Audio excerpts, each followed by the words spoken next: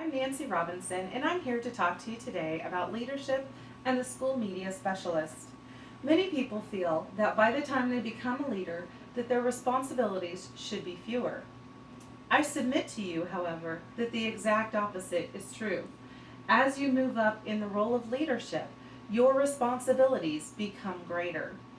You are there to support the rest of the team and the job that you work for. After all, a good leader knows their team, believes their team, and supports their team. As a U6 soccer coach, I had some responsibilities to my team. My responsibilities to my players or my frontline workers was to make sure that all of those children had the abilities and the skills to play the game well and safely. My responsibility to the parents was to make sure that everyone had signed up to have their turn to bring snacks and everyone knew what field we played on and at what time.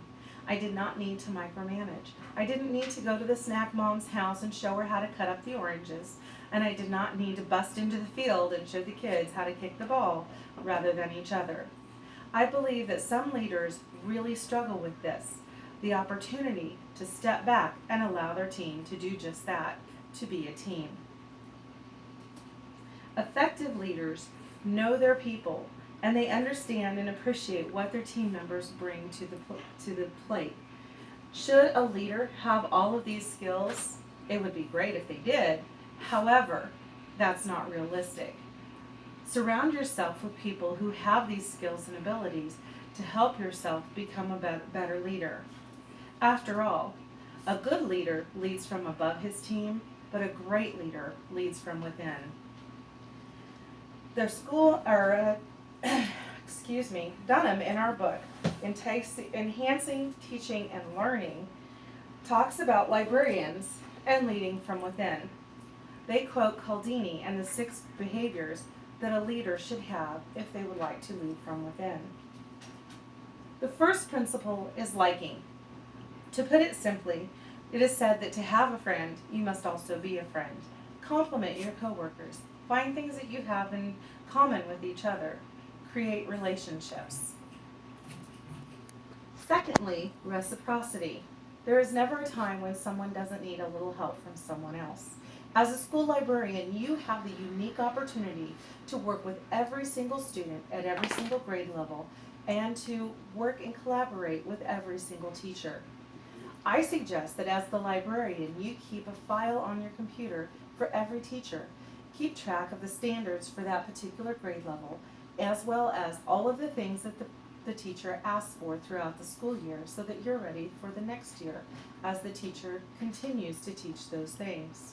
You have another unique opportunity for reciprocity if you would take the time to volunteer for bus duty or lunch duty or recess duty.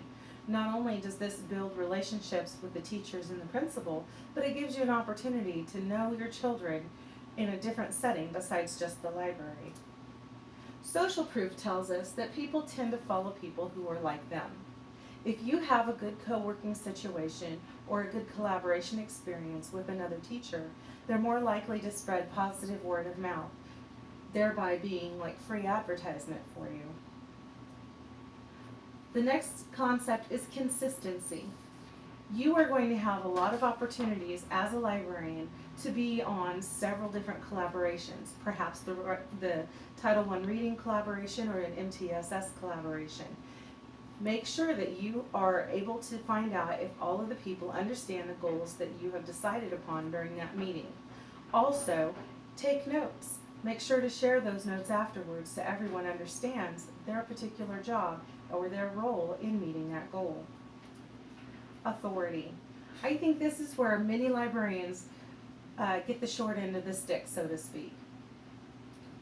People tend to think that a librarian, all they do is check out books and put books back on the shelf. But we know that we have so much more to offer them.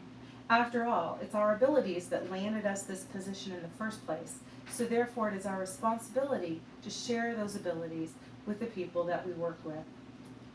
Finally, scarcity. You only have so much time in the day as a school librarian, and you have some required elements of your job. Make a calendar and keep this calendar in your sight so that you understand and make sure that you get those required elements done, and then you'll have more opportunities to collaborate and do your co-teaching.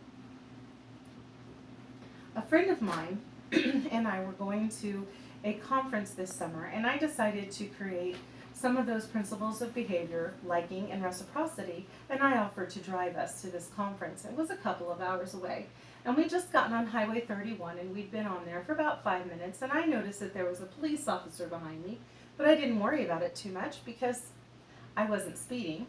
Well, finally he lights me up, and I pull over, and he says, "Ma'am, is there something I can do to help you?" And I said, "No, officer, not that I know of."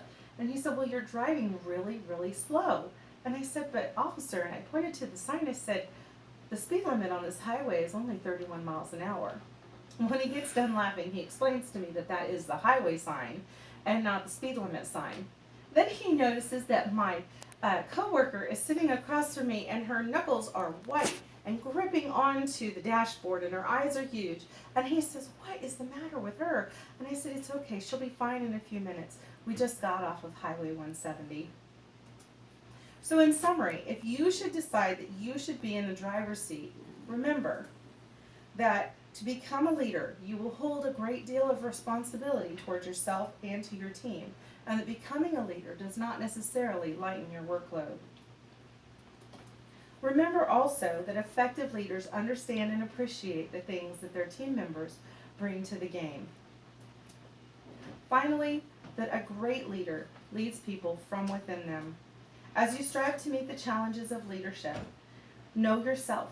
Only then can you know your people, support your people, and believe in your people.